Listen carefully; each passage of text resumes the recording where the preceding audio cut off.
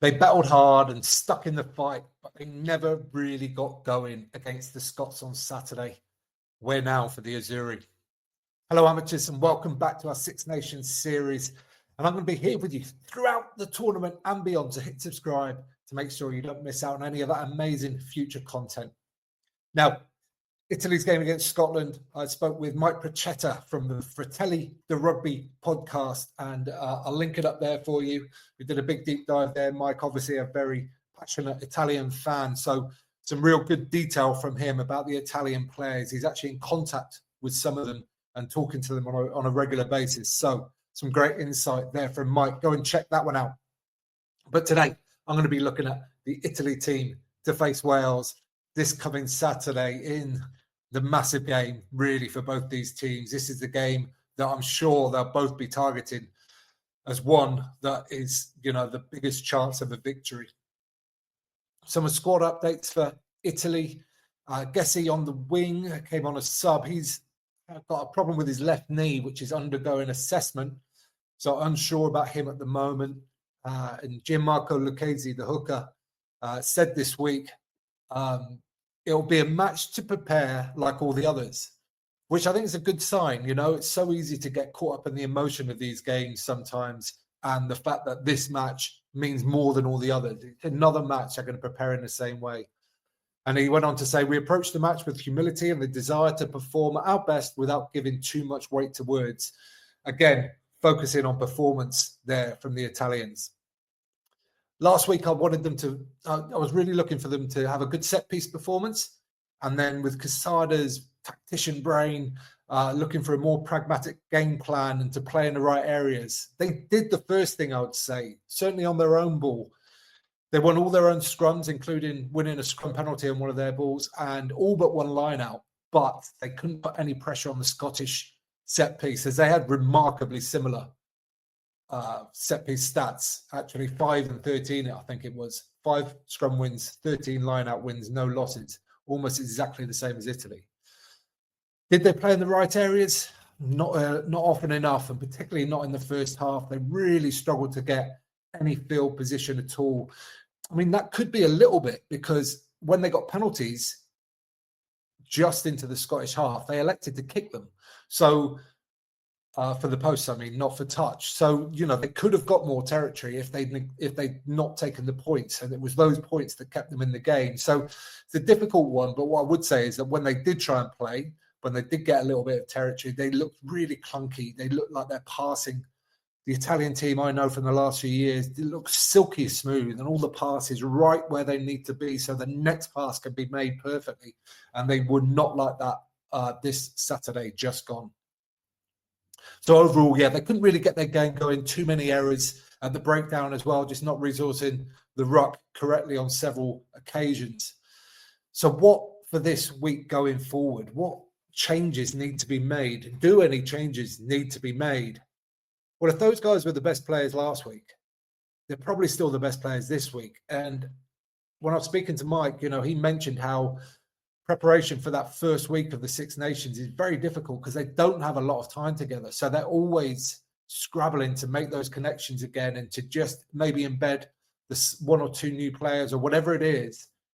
He said they never start tournaments well. They've only won one first game ever in Six Nation history, I think was what the stat was. So my temptation is, I think, to go exactly the same again. They'll be better for that experience last week. They'll be better for having to go through that because they did fight really well. There was lots of good things in there. They just couldn't really get their game on the pitch as well.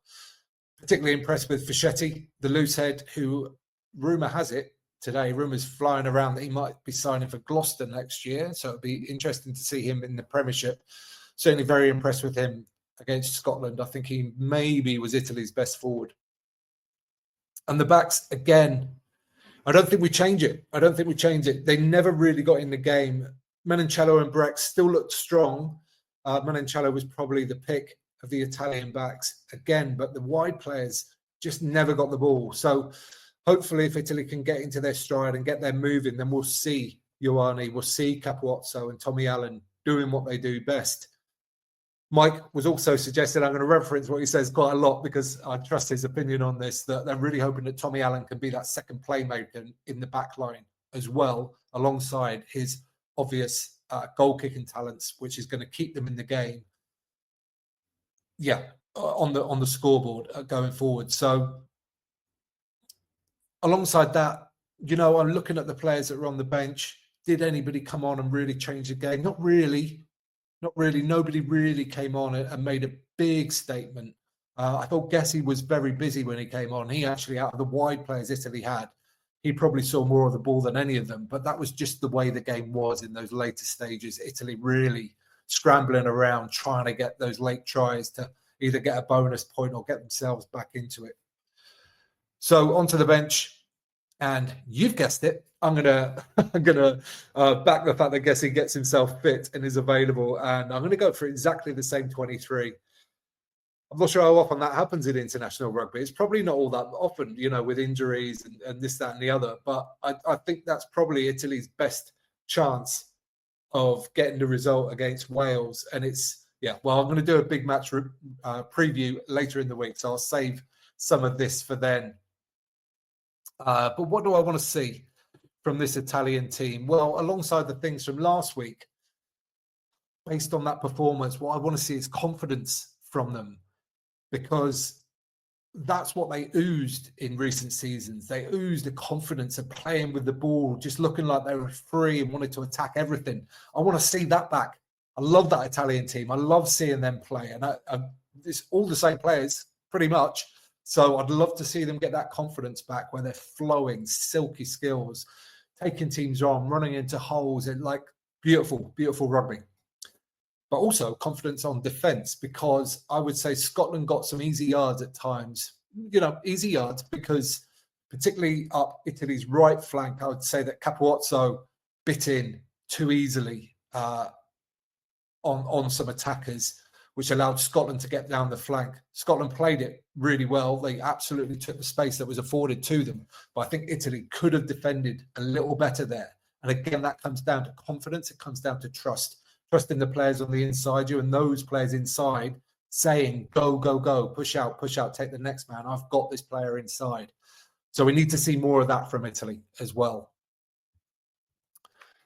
There, that's what I think. Same 23. Wild. I don't think I've ever done one of those on a prediction video either before. But what do you think? Anything that I've missed here? Any players that were maybe on the bench last week that you thought definitely deserve a start this week? Let me know in the comments down below. And most importantly, do you think this team can beat Wales? Give this video a thumbs up while you're down there if you don't mind. It helps other people find it. And you can subscribe there. You can watch that one next. And don't forget to get out and play.